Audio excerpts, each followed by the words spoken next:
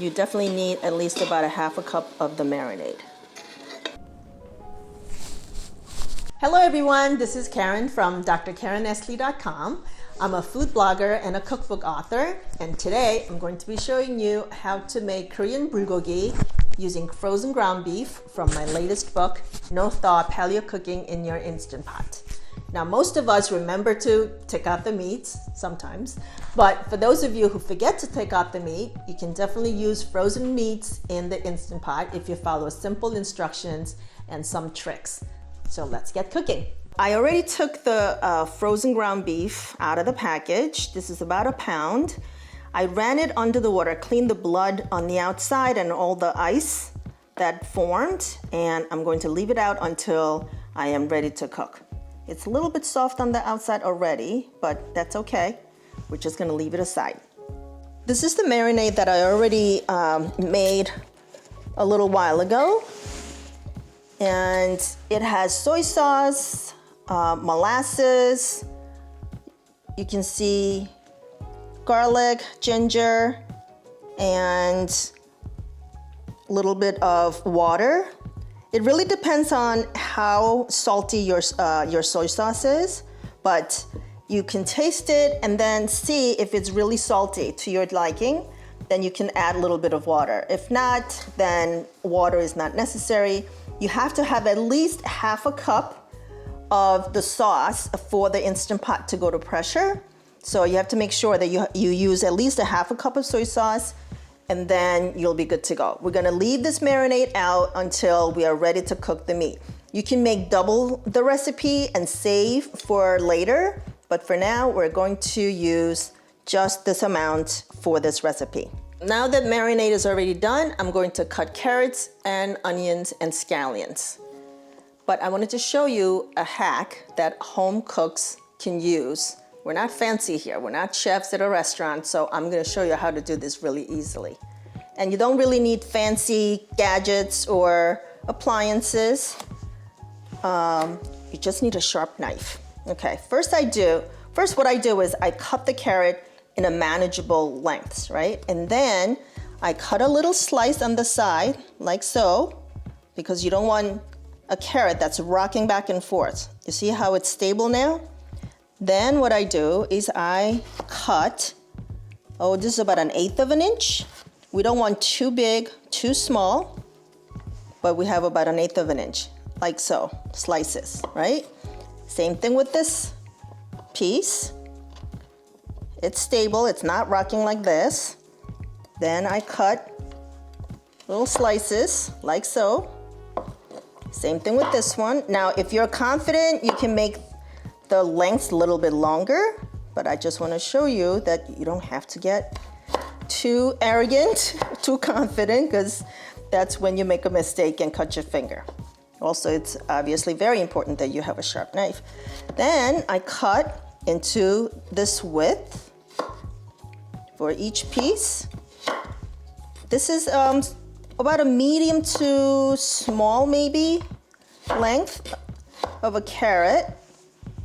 So this will yield less than a half cup, but now you have manageable size. Turn it around, and then you can cut little dices. You see? I'm doing slow, but I mean, obviously, if you know how to cut, you can do much faster.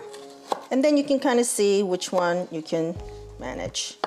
Ta-da! Now we have diced carrots without cutting yourself. Okay, so we need a half a cup of diced carrots, which I already cut, and I'm gonna use that on the side. But I just wanted to show you how to cut this really easily. Okay, that's one. Now onions. Now I'm sure you've seen chefs cut onion in a fancy way where you cut from the side like this, couple of slits like this. Personally, I don't really like that method because I don't feel like I'm really stable when I'm holding the onion. But look, you see these layers? This is already layered already. You know, Mother Nature already gave us those kind of cuts already. So what I do is I just slice each onion across this way. And then you already have basically already pre-cut pieces like this, right? So all you need to do is go and cut across this way while you're turning the onion with your other hand. And sure, you may have, you see, it's already cut, it's already diced. You may have like a few pieces that are a little long, then you just give a little chop, and then you already have diced onions. You don't have to go through that trouble of cutting across. That I find a little bit dangerous if you're not really used to it. Again, the other piece. As you turn the onion.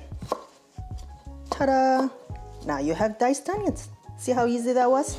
Okay, so I need about a half a cup, and this is about a half a cup, I think. But once again, I already have it done. So I'll be using that. But I just wanted to show you how to cut this, cut the onion and the carrots really easily.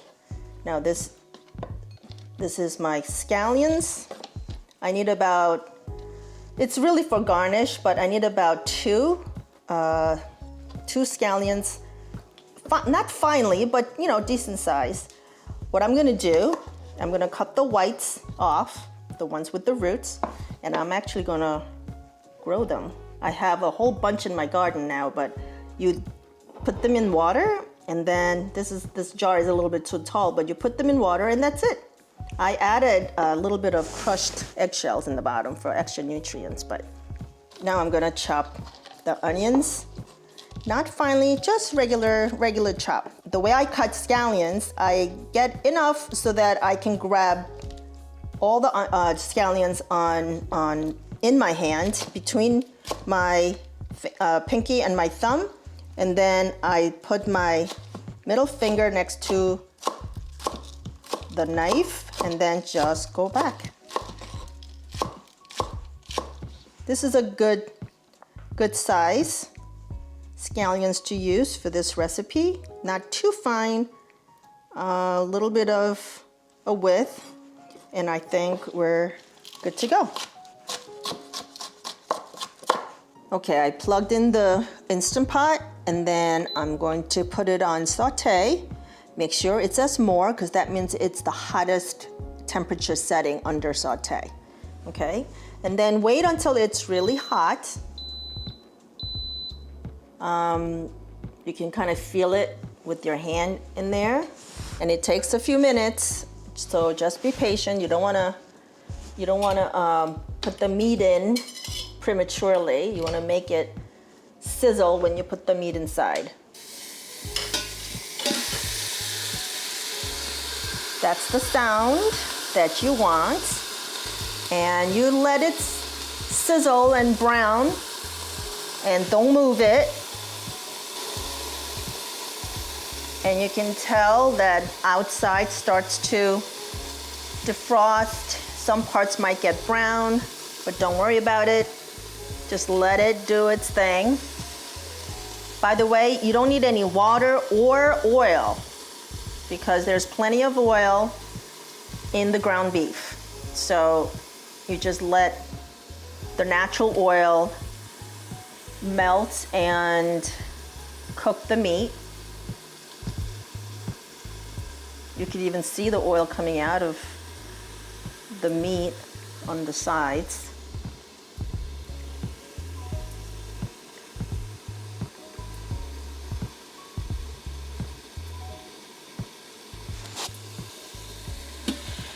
And then once you start to see a little more, you want to kind of try to scrape the sides a little bit, and then flip it over. Doesn't look pretty, but it is cooking.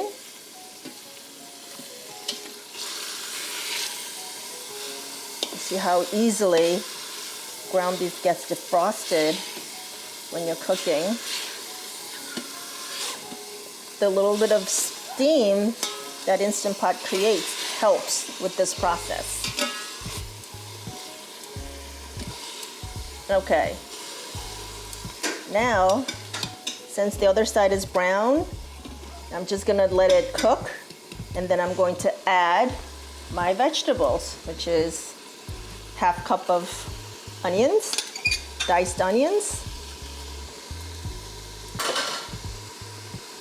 and then half cup of carrots,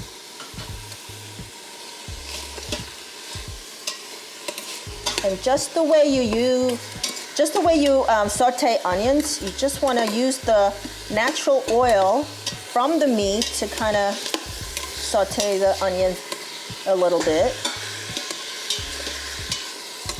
It really brings out the flavors more this way than just cooking the whole thing all at once.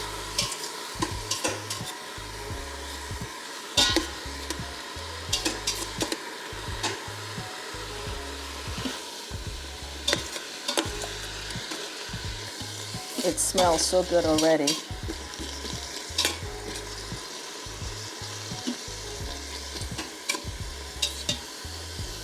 Now the reason why this recipe is so popular in my family is because it is quick, it is inexpensive. In fact, my daughter used to cook this in college all the time because it's so easy. And ground beef is cheap. This is actually ground beef from my local farm that I go to.